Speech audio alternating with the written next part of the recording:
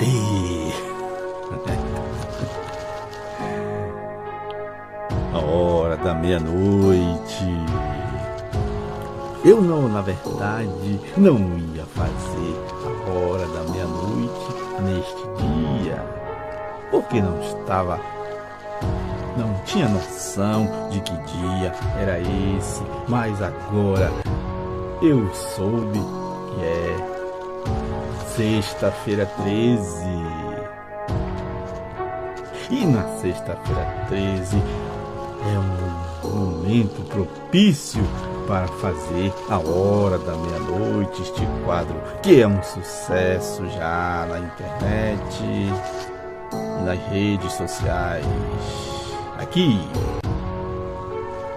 E como hoje é sexta-feira 13, então meia-noite, não saia de casa, não saia e nem abra a porta para ninguém entrar, porque senão você vai ver coisas e vai experimentar coisas horrorosas que você não vai querer. Então, não abra a porta quando der meia-noite. E hoje é sexta-feira 13. Sexta-feira 13, o dia em que tudo dá errado, o dia amaldiçoado. Você que tem esse tipo de pensamento, que não passa embaixo de escada, medo que a escada caia e a balde caia de tinta na sua cabeça e suje todo de tinta. Você que tem medo de gato preto, você que não sai de casa com o pé esquerdo, somente com o pé direito. Mas todas essas coisas são superstições. O que é real e verdade são as histórias que aconteceram numa sexta-feira 13. E essas histórias são histórias terríveis que você vai ficar sabendo agora. Olhe essas histórias na sexta-feira 13.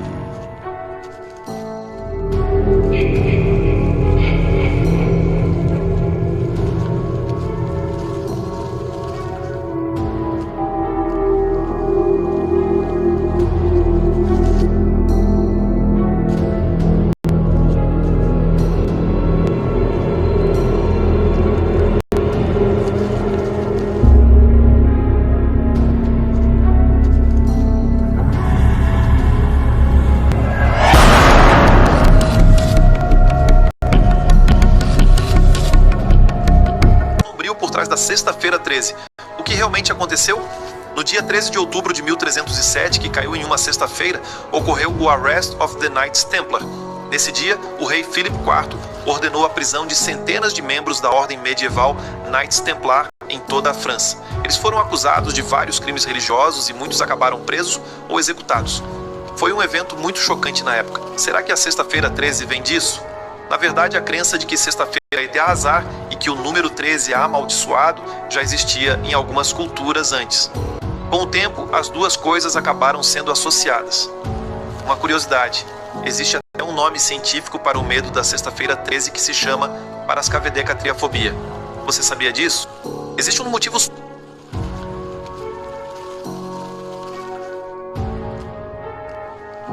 Na cultura popular, a sexta-feira 13 é um dia a ser temido. Diante de várias lendas, é tratado como um dia em que coisas ruins vão acontecer.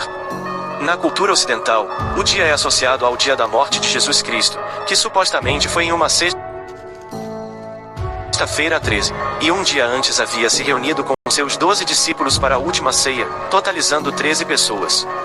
Já na mitologia nórdica, a história conta que Odin organizou um banquete com um total de 12 divindades. No entanto, Loki não foi convidado, e apareceu na reunião para arrumar uma confusão, e isso resultou na morte de um dos convidados. Assim criou-se a ideia de que o número 13 pode estar relacionado à tragédia. De acordo com registros históricos, em 13 de outubro de 1307, o rei da monarquia francesa, Philippe IV, ordenou uma caçada aos cavaleiros templários após uma tentativa frustrada de se aliar a eles com medo do poder que a igreja estava adquirindo. E este fato ocorreu supostamente em uma sexta-feira. Data envolta em mistério, carregando séculos de medo, superstição e histórias que desafiam a lógica.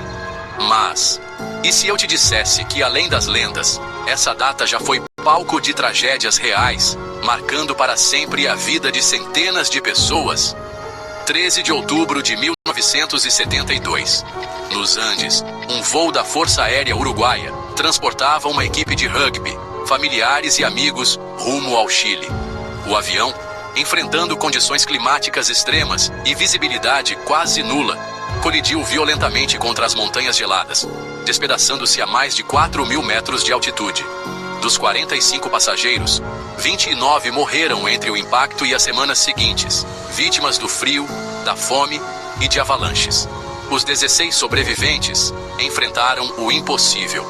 Isolados, sem comida e cercados por neve, foram obrigados a recorrer ao canibalismo para sobreviver, consumindo os corpos dos amigos que haviam partido. Após 72 dias de luta, o resgate finalmente chegou. O episódio ficou conhecido como o Milagre dos Andes, um dos casos mais impressionantes de sobrevivência humana. Sexta-feira, 13 de novembro de 2015. Uma noite que entraria para a história da tragédia moderna. Na costa italiana, o navio de cruzeiro Costa Concórdia, com mais de 4.000 pessoas a bordo, colidiu com rochas e naufragou. 32 pessoas perderam a vida, enquanto o capitão, em um ato polêmico, abandonou o navio antes dos passageiros. Na mesma sexta-feira 13, Paris mergulhou em terror. A Cidade Luz, símbolo de cultura e liberdade, foi tomada pelo medo. Atentados terroristas coordenados atingiram casas de show, bares e o Estádio Nacional, deixando 130 mortos e centenas de feridos. O mundo assistiu, chocado, ao maior massacre em solo francês desde a Segunda Guerra Mundial. O trauma coletivo ecoou por toda a Europa. Coincidência? Ou a sexta-feira 13 carrega mesmo uma energia sombria? Seria apenas o acaso? Ou existe um padrão oculto, um ciclo de tragédias que se repete silenciosamente no calendário? A próxima sexta-feira 13 pode parecer só mais um dia. A sexta-feira 13 está envolto a uma história. Pode ser uma história fictícia, mas quem sabe não pode ser uma história verdadeira. Havia um garoto que foi para uma colônia de férias nos Estados Unidos. Seu nome, Jason. E aí, conversa vai, conversa vem, é convidado para ir para o lago que ficava neste acampamento, aonde no lago uma coisa foi detectada, que Jason não sabia nadar. E aí, os seus coleguinhas, que também não sabiam que ele não sabia nadar, o empurraram no lago. E aí, ele caiu e morreu afogado. Passaram-se os anos e sua mãe adentrou num acampamento de férias escolares, onde aqueles jovenzinhos já eram rapazes. E aí, neste acampamento, ela fez a sua vingança maligna. Começou a matar um por um daqueles coleguinhas que o empurraram seu filho para cair no lago e morrer afogado. Ela matou um por um, ela foi exterminando. Isso, esta lenda urbana passou geração para geração. E vamos ver aí um pouco da história de Jason. Quem sabe esses maníacos que existem por aí, esses sádicos que existem por aí, que estão à espreita, esperando o momento para atacar você. A história de Jason pode ser a história de qualquer maníaco desse que está por aí. O sucesso de Sexta-feira 13 começou em 1980, com uma trama simples, mas perturbadora. Jovens monitores são brutalmente assassinados no acampamento Crystal Lake por Pamela Voorhees, uma mãe enlouquecida pela dor, que culpa os adolescentes pela morte de seu filho Jason, afogado anos antes. O choque final do primeiro filme, com o surgimento do menino deformado saindo do lago, deixou uma marca eterna no público. Na parte 2, Jason assume o legado de sangue da mãe, agora como um homem crescido e aterrador, usando um saco de estopa para esconder o rosto desfigurado, espalhando pânico pelos arredores do lago. Na parte 3, ele finalmente encontra sua identidade visual definitiva, a icônica máscara de hóquei. A partir daí, Jason se torna um símbolo do terror slasher. O mistério, a violência gráfica e a figura quase sobrenatural de Jason Voorhees consolidaram a franquia como uma das mais populares da história do cinema. E vamos terminar a Hora da Meia-Noite de hoje, sexta-feira 13, o dia maldito. Vamos terminar a história de hoje contando algo agora real que aconteceu em um lugar aí no exterior. Um grupo de pessoas foi para um lugar distante, para um sítio, uma fazenda, passar o final de semana. E aí, quando foi um determinado tempo da noite, mais precisamente meia-noite, um deles resolveu sair. Para quê? É o que eu sempre falo aqui. Quando der meia-noite, não saia de casa, não abra a porta. E ele fez exatamente isso que eu sempre falo aqui.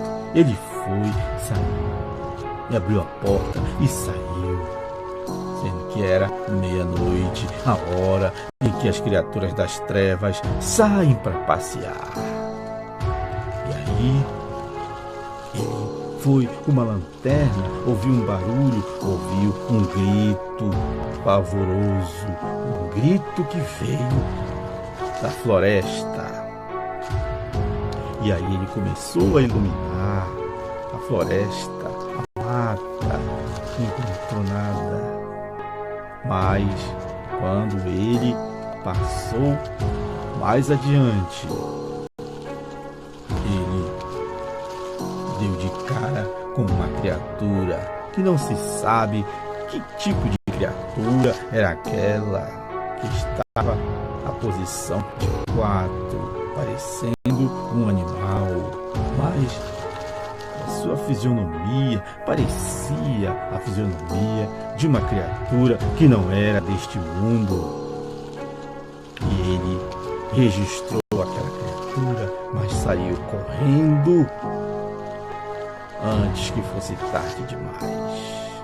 Vamos acompanhar esse vídeo e já dizendo que, desejando para você um bom final de semana e que você pegue logo, compre logo de tarde o cachorro quente, o refrigerante para assistir um filme à noite na sua casa. Compre logo as coisas de tarde, porque a noite é aonde as criaturas das trevas elas saem para passear. Mas se elas verem alguém, elas vão atrás para pegar, para perseguir até levar você para o submundo do além. Quando elas tirarem a tua vida. Sim. Mas aí, voltando, uma boa noite, um bom final de semana, vai assistir um filmezinho, comendo uma pipoca, um refri. Mas lembre-se,